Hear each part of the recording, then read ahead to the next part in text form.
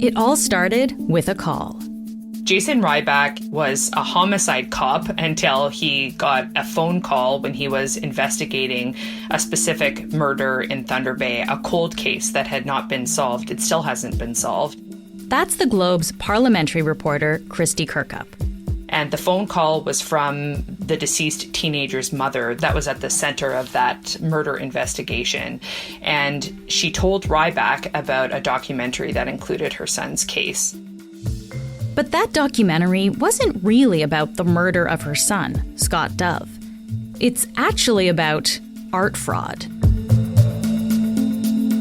The documentary, called There Are No Fakes, and that phone call led Jason Ryback on a 2.5-year investigation. It resulted in 8 arrests and more than 1,000 seized paintings, believed to be fraudulent pieces attributed to the renowned Anishinaabe artist, Norval Morrisseau. And these forgeries are everywhere. I was having lunch with a source in December of 2023 that I've known for many years through my reporting on Indigenous issues here in Ottawa. And I learned during that discussion that there were suspected fakes that had been on display in government buildings. I ended up reporting on a particular painting that was part of a National Capital Commission collection that had been on display at places like the headquarters of Canada's Foreign Affairs Department, as well as the Senate. And then there were suspected fakes in the Ontario legislature, the Winnipeg Art Gallery, McGill University. The list goes on.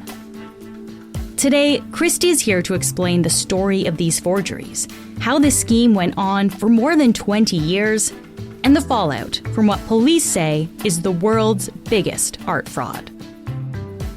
I'm Menaka Raman-Wilms, and this is The Decibel from the Globe and Mail.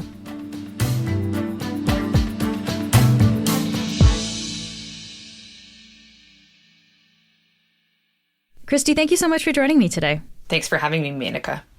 So, Christy, there is a lot going on in this case, but I think we should just start by talking about the artist at the center of all of this. So, for those who aren't familiar, who was Norval Morrisseau?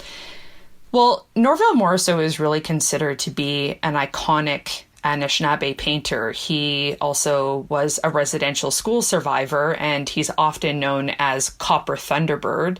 People also refer to him as the Picasso of the North, and he is known for giving rise to what's called the woodland style of art. He also became a member of the Order of Canada in 1978, and he was the first Indigenous artist to have a solo show at the National Gallery of Canada.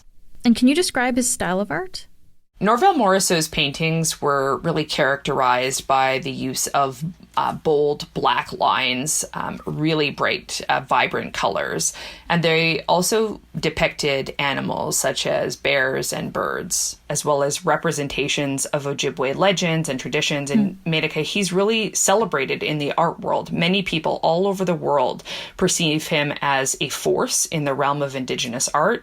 And First Nations leaders have said that he has been really instrumental in helping to explain their history. Yeah. So as you say, like a very significant figure here then. When did the rumors about fake Morrisseau paintings, though, when did they start circulating? This is one of the things I find really fascinating about this, Menaka, because there have actually been concerns about paintings falsely attributed to Morrisseau for a really long time. And there's kind of a group of people who have been entrenched in trying to expose the fraud for many years. One of those people is a lawyer by the name of Jonathan Sommer, who says he and other people that he's been working closely with have had concerns for more than 2 decades. Even prior to Morrisseau's 2007 death, the painter himself had concerns about a number of paintings that had his signature, but he said that they were not painted by him, and he referred to them as fakes. And we also do know that the RCMP did begin to look into this matter. We don't have a lot of details about that particular investigation. We can't get those details right now because, again, there's some criminal proceedings that are taking place. But nothing really came of the effort by the Mounties. So like you said, Christy, like there were rumors about fake paintings even before Morisot died in 2007, which I think is quite surprising for a lot of people to have this happening even while the artist is still alive. Do we have any sense of the scale of this art fraud? Like how many paintings, how much money were people making off of it? Do we know those things? Well, police have said that there are estimated to be thousands of fake paintings, so between 4,500 and 6,000. They also say that the fraud is likely in the ballpark of about $100 million. And Ryback has said that there are still suspected fakes in far-off places such as Germany and China, but that police simply don't have the resources to go and track down these suspected fakes, especially because, again, this is not even a domestic issue. This is a global problem. So do we have a sense, like if we can talk about some of the details here, obviously we don't know all of it, but do we have a sense of how exactly this fraud was working, Christy? As you said, the scale is just enormous here. So what do police allege was happening in order to create these fake paintings? Well, Ryback says that a man named David Voss was the architect of this scheme. David Voss is also from Thunder Bay, and we learned in June when a Crown prosecutor detailed in court how Voss sketched out drawings that were meant to mimic Morisot's style of painting, and then he annotated each section with letters that indicated the ideal color, and then would give these sketches to hired painters to complete. That's like a paint by number. By number, yeah, exactly. And so it was a scheme really arranged like an assembly line, and it drew in millions of dollars between 1995 and the mid 2010s. And so he pleaded guilty to one count of forgery for creating hundreds of fake paintings, one count of uttering forged documents, and that's related to fraudulent documentation that he provided to authenticate the forgeries. Okay, so that's David Voss, but there's also this other man involved, Gary Lamont. And he really seems to be the link between this art fraud and the unsolved murder that led Ryback to this whole investigation in the first place. So, Christy, can you just tell me about Gary Lamont's involvement here? So Gary Lamont is a longtime Thunder Bay resident. He's previously been convicted of sex crimes, and he remains a suspect in Scott Dove's murder investigation, but he's never been charged in connection with that homicide. But in December of 2023, he did enter a guilty plea for the Morisot art fraud and has been sentenced to 5 years. He pleaded guilty to one count of forgery and to one count of defrauding the public above $5,000. And in his agreed statement of facts, he gets into some of the mechanics of how he was able to get people involved in this operation that he had going. So he admitted to doing things like trading cash and drugs for paintings. For example, he did this with Thunder Bay artist Tim Tate, who paints in the woodland style. So Tate provided Lamont with numerous woodland style paintings that were unsigned, and this was part of Lamont's instructions to him. And in return, he was provided with marijuana. Okay, so they have this kind of way of making these paintings, of getting different artists to paint these creations. How are they selling them then? Do we know how that part of the process worked? Voss is known to have consigned or sold the fakes to distributors and auction houses. And so that's how these paintings, if you will, entered the market. And that's why there are suspected fakes in many different parts of the country. I can tell you that I get text messages almost on a daily basis, if not daily, telling me there's a suspected fake here and there. And I could easily write a story about a suspected fake Morisot painting every single day because there are so many of them. And I think there's really this effort by those who really adore Morisot to try and clean up the market.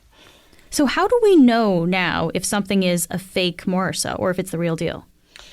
I'm going to be very careful about this, and I'll tell you why, because there are some red flags that police have identified, such as a dry brush signature on the back of a painting. That's kind of seen to be a red flag, but that doesn't necessarily mean that someone definitely has a fake Morisot painting, and that authentications are actually far more complex than that. And we saw that in the investigation where police, again, conducted interviews, which is how they learned about, when we were describing kind of the assembly line David Voss situation, the paint by numbers, that they paired interviews that they conducted, but there was also the use of infrared technology, Menaka, to kind of expose like what was underneath the paint for the paint by numbers. And some of those details, again, because there's still criminal proceedings that are underway, we don't know the full story of kind of how the mechanics of all of that have been used. We do know about it, again, in the case of David Voss, because, this came up during, the agreed statement of facts. And again, there's people like Jonathan Summer, I mentioned him, a lawyer who's been really deeply entrenched in exposing the fraud.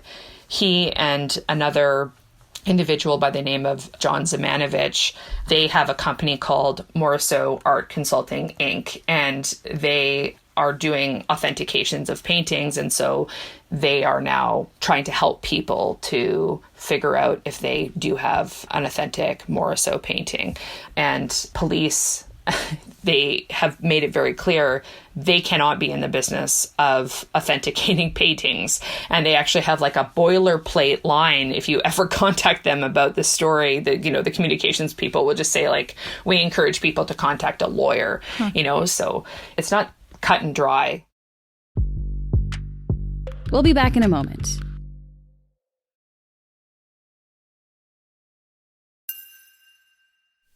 So over the past year, we know that 8 people have been charged. Gary Lamont pleaded guilty and was sentenced to 5 years in prison.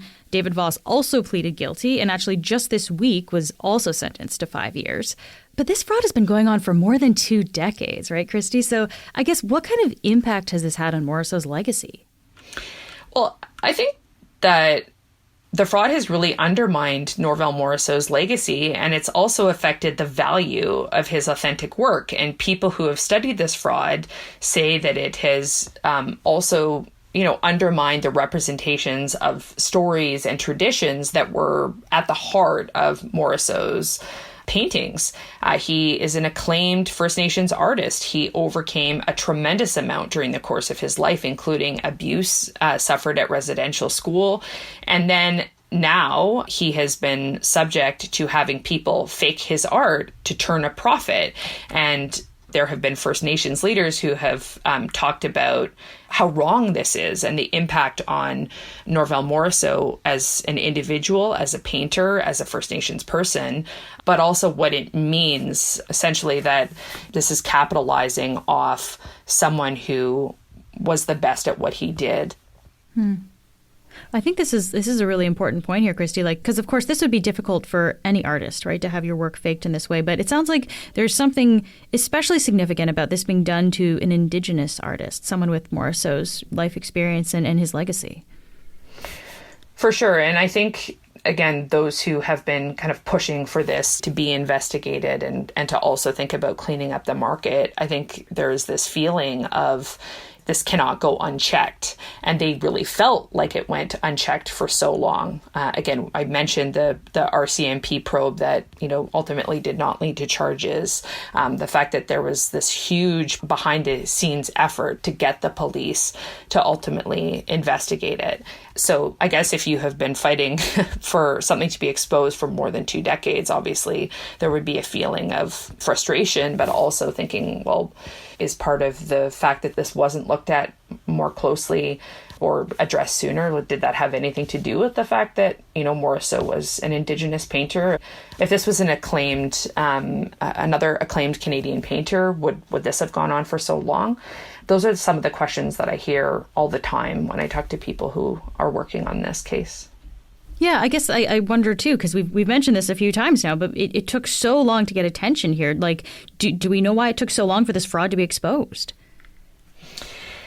Canada doesn't have a dedicated art crime unit. And the FBI they have a multi-person team that looks into art crime, Menaka. It was created back in 2004. They have recovered more than 20,000 items valued at more than $900 million US.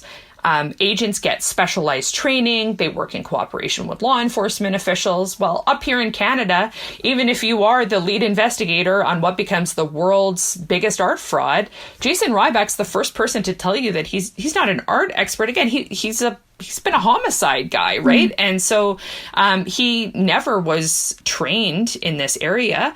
But if you had a specialized unit, maybe they would go and try and track down those suspected fake paintings, right? There aren't the resources available in Canada. So that is why people like Ryback and others like Jonathan Sommer have said there needs to be a dedicated team in Canada with the expertise, with the know-how to tackle this, because there's also concern that art crime is connected to organized crime, which again is why the FBI has a multi-person team dedicated to this. This isn't about, some rich people getting ripped off. This is about concerns about being a tool to launder money. And so it's serious business. And the FBI sees it that way. Other countries see it that way, such as in Europe. And so despite, again, what's kind of come to light during the course of the Norvell Morrisseau art fraud investigation, this isn't really being talked about. And I think that's one of the big themes that I'm left with. It seems as though, again, in conversations that I've had with people, that people just don't really take art fraud seriously here, or art crime generally. And, it's not like we don't have a case to exemplify why people are saying, there needs to be this art crime unit. Just in our last few minutes here, Christy, I mean, you mentioned kind of, how this fallout is quite wide across the country. A lot of institutions had paintings that they're looking at now. What has the response been from some of these institutions who have what they think, maybe what is real, but we don't know, like what they think is a Morrisseau painting? So I recently wrote about the fact that the Winnipeg Art Gallery has in its possession a now confirmed fake, because again, as a result of the David Voss agreed statement of facts, there were a number of paintings that were included in that, including one that is now being stored. It's not on display, but the gallery is aware and they have been in discussion with police. So institutions might be thinking, okay, well, I have a painting. I haven't heard from police. There was this big investigation. It must mean that everything's A-okay. And that's not necessarily the case. And so there's, again, this push in the name of kind of truth and reconciliation, right? To ensure that people are looking within their own collections and figuring out if the paintings that they have that they may believe were painted by Norvell Morrisseau, if they are indeed real or not. Because again, it just, people would argue that it undermines his legacy even more if even after this fraud has been exposed, that there's still suspected fake paintings in particularly prominent institutions. And I think there is this kind of misunderstanding, maybe even shame on the part of some institutions, right, that may feel like they were duped, that they should have known, or maybe their curators should have known. And this is something that Ryback has told me is like, this was a sophisticated fraud. And so this isn't about feeling ashamed, even though institutions might feel that way. They didn't know they were fake, right? A lot of people didn't know they were fake until this has been, brought to light. And I think this is really challenging for institutions because they're trying to wrap their head around what are the steps they should be taking. Even if they were to find out they had a fake painting, what do they do with the painting? And that's kind of one of the overarching questions. In large part, police have said that institutions that they have been in touch with have been cooperative, like the Winnipeg Art Gallery that I just mentioned. But there is something that is important, which is that according to Ryback, they can't just go to someone who purchased a painting and take that painting away. It's not illegal or against the criminal code to possess a suspected fake painting. And so that's a challenge, right? Someone could just decide that they wanted to hold on to a piece of artwork because they paid a lot of money for it. And maybe they say they like the way that it looks. Ryback has said that this could even create almost like a subgroup of paintings, if you will, that, you know, there might be like a value to having a fake Morisot painting. That's one of the concerns that he's raised with me. It's very complicated, I think, for institutions to try and figure out what next steps they're going to take, and to try and, you know, see if they can authenticate paintings that they thought were real. Christy, just lastly here, we've talked about so many things, but when you step back and kind of look at this whole ordeal, what are you thinking about? What stands out to you? Menaka, one of the things I'm really left with is really about Scott Dove's murder case and how it helped to blow open the Morisot art fraud. Scott Dove's family has been waiting 40 years. He died in 1984, and they have been looking for answers, and police still consider his investigation to be open and active, but no one has ever been charged in connection to his homicide. But I think his story and its connection to suspect Gary Lamont brought Jason Ryback into the case, and Ryback went on to become a lead investigator on the world's biggest art fraud while he was trying to solve how Scott was killed in Thunder Bay decades prior. And so Scott's murder was able to somehow expose a really key element of this fraud, as was the documentary, to kind of push this forward, and ultimately to see the investigation that took place and the resulting charges. Christy, thank you so much for being here today. Thank you. That's it for today. I'm Menaka Raman-Wilms. This episode was edited and mixed by Kevin Sexton. Our producers are Madeline White, Rachel Levy-McLaughlin, Michal Stein, and Ali Graham. David Crosby edits the show. Adrian Chung is our senior producer, and Matt Frainer is our managing editor. Thanks so much for listening, and I'll talk to you tomorrow.